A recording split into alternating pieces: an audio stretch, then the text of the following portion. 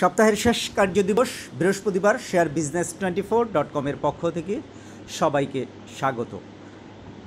আজ কিন্তু পুঁজিবাজারে বেশ নিম্নমুখী প্রবণতা লক্ষ্য করা যাচ্ছে। আমরা যখন ভিডিওটি করছি তখন বাজে 1:44। এ সময়ে কিন্তু 63 পয়েন্ট কমে 5504 পয়েন্টে অবস্থান করছে সূচক। মার্কেট রিটার্ন গত এক বছরে -13.17% আর গত 6 মাসে -11.83% নেগেটিভ রয়েছে। এই সময়ে 39টি প্রতিষ্ঠানের দর বেড়েছে, কমেছে 353টির এবং 20টির ছিল অপরিবর্তিত।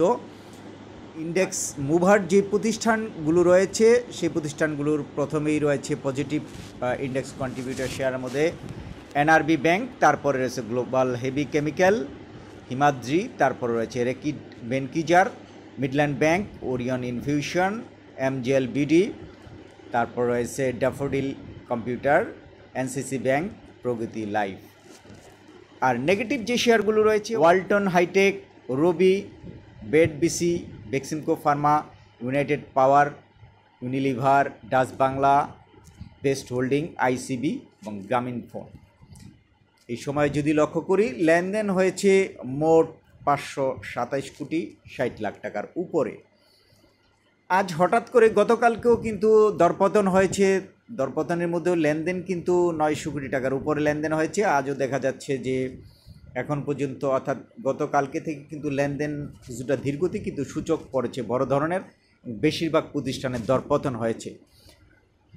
বাজার সংশ্লিষ্টরা বলছেন যে পুঁজিবাজারে যে মুদ্রানীতিকে কেন্দ্র করে প্রতি বছরই কিন্তু বাজারে একটা নেগেটিভ প্রবণতা লক্ষ্য করা যায় পুঁজিবাজারে। সেই কারণেই পুঁজিবাজার যে কয়েকটি কারণ আছে তার মধ্যে কিন্তু মন্দা অবস্থার এই একটি কারণ এই ফ্যাক্টরগুলো দেখে কিন্তু প্রাতিষ্ঠানিক বিনিয়োগকারীরা সহ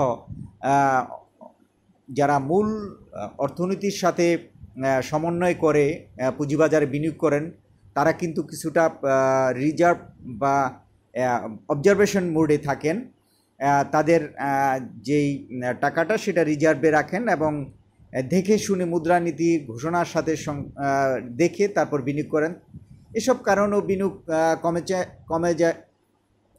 আবার আরেকটা কারণ হলো এর আগে যে গত 2 দিনের আগে যারা বেশ ভালো পরিমাণে মুনাফা অর্জন করেছেন শেয়ার কিনে, তারা কিন্তু শেয়ার প্রফিট টেকিংয়ের কারণেই কিন্তু আজ দরপতনের লক্ষ্য করা যাচ্ছে বলে মনে করছেন বাজার সংশ্লিষ্টরা। আর মুদ্রানীতি যদি সংকোচনশীল হয় তাহলে কি ধরনের প্রভাব পড়বে তাও কিন্তু একটি দেখার বিষয়। সেটা দেখেই কিন্তু প্রাতিষ্ঠানিক বিনিয়োগকারী বিশেষ করে তারা কিন্তু বিনিয়োগ করে থাকেন। এই ছিল বাজারের চিত্র। এখন আমরা কয়েকটি নিউজ দেখব। প্রথমেই আমরা দেখব সুখবর ওষুধ খাতের 20 কোম্পানির। দেশের পুঁজিবাজারে তালিকাভুক্ত ওষুধ ও রসায়ন খাতে 33 কোম্পানির মধ্যে সর্বশেষ জানুয়ারি-মার্চ 24 প্রান্তিকের অনিরীক্ষিত আর্থিক প্রতিবেদন প্রকাশ করেছে 29টি কোম্পানি। আর্থিক প্রতিবেদন অনুযায়ী আলোচ্য প্রান্তিকে শেয়ার প্রতি সম্পদ মূল্য বেড়েছে 20 কোম্পানির। একই সময় সম্পদ মূল্য কমেছে 9টির আর 4টির ছিল অপরিবর্তিত। ডিএসই সূত্রে এসব তথ্য জানা গেছে। অর্থাৎ কোনো কোম্পানির যদি কয়েকটা একক ধরা হয় তাহলে কিন্তু আমরা সম্পদ মূল্যটাকেও গণায় ধরি। কোনো প্রতিষ্ঠানের সম্পদ মূল্য যত বেশি তার শেয়ারটার ভিত্তি কিন্তু তত শক্তিশালী থাকে। এই যে 20 কোম্পানির সম্পদ মূল্য বেড়েছে, এইটাও কিন্তু একটা বিনিয়োগকারী যারা এইসব কোম্পানিতে বিনিয়োগ করে থাকেন তারা যদি দীর্ঘমেয়াদীতে বিনিয়োগ করেন তাহলে এই সম্পদ মূল্যটা একটি ভালো একক তাদের কাছে। সেই হিসাবে এই 20 কোম্পানির বিনিয়োগকারীরা খুশি হতে পারেন। এই 20 কোম্পানি হলো ACI Formulation, ACME Laboratories, Advent Pharma, MB Pharma, Beximco Pharma, Central Pharma, Far Chemical, Ibn Sina, JMI Hospital, Kohinoor Chemical, Marico, Navana Pharma, Orion Infusion, Orion Pharma, Pharma Aids, Renata, Reckitt Benckiser, Salvo Chemical, Silco Pharma এবং Square Pharma. এইসব প্রতিষ্ঠানের সম্পদ মূল্য বেড়েছে। আপনারা sharebusiness24.com থেকে পুরো সংবাদটি দেখে নিতে পারেন। এখন আমরা যাচ্ছি আরেকটি খবরে যে ডিএসসি চেয়ারম্যান গতকাল এক অনুষ্ঠানে বলেছেন সুশাসনী পুঁজিবাজারের অন্যতম উপাদান, অর্থাৎ একটি পুঁজিবাজারে যদি যে সুশাসন নিয়ে কথা বলা হচ্ছে নানা দিক থেকে উনি সেই কথাটা বলেছেন। যদি পুঁজিবাজারে সুশাসন থাকে তাহলে কিন্তু বাজার এমনিতেই ভালো হয়ে যায়। সুতরাং আমাদের এই জিনিসটা অবশ্যই সব সেক্টর থেকে এই সুশাসন প্রতিষ্ঠা করতে হবে পুঁজিবাজারে, নয়তো পুঁজিবাজারের মন্দ অবস্থা এবং কারসাজি, গেমলিং, অনিয়ম এগুলা কিন্তু রয়েই যাবে। আর ডেসকোর একটি সুখবর আছে, ফেস ভ্যালুতে 607 কোটি টাকার শেয়ার ইস্যুর অনুমতি পেয়েছে ডেসকো। এই পুঁজিবাজার থেকে 607 কোটি টাকার শেয়ার ইস্যু করবে এই প্রতিষ্ঠানটি। Bangladesh securities and exchange commission থেকে কিন্তু এই প্রতিষ্ঠানটি অনুমোদন পেয়েছে সেই শেয়ার ইস্যু করার।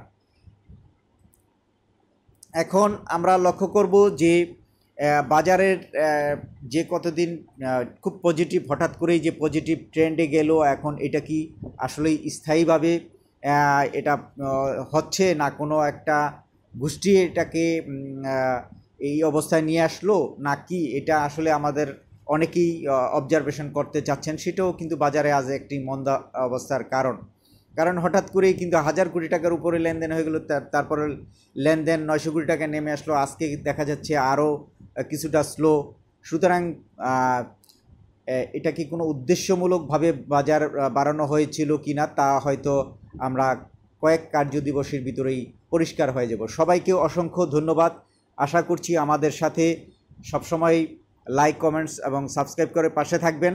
আমরা বাজার শেষ হওয়ার আগেই আসলে ভিডিওটি করছি, আসলে সংবাদগুলো জানানোর জন্যই, যাতে করে অনেকেই আছেন যে সারা দিন কি ঘটনা ঘটলো সেই ঘটনাগুলা জানার চেষ্টা করেন। সেই ধারাবাহিকতায় আমরা এই ভিডিওটি করলাম। সবাইকে অসংখ্য ধন্যবাদ।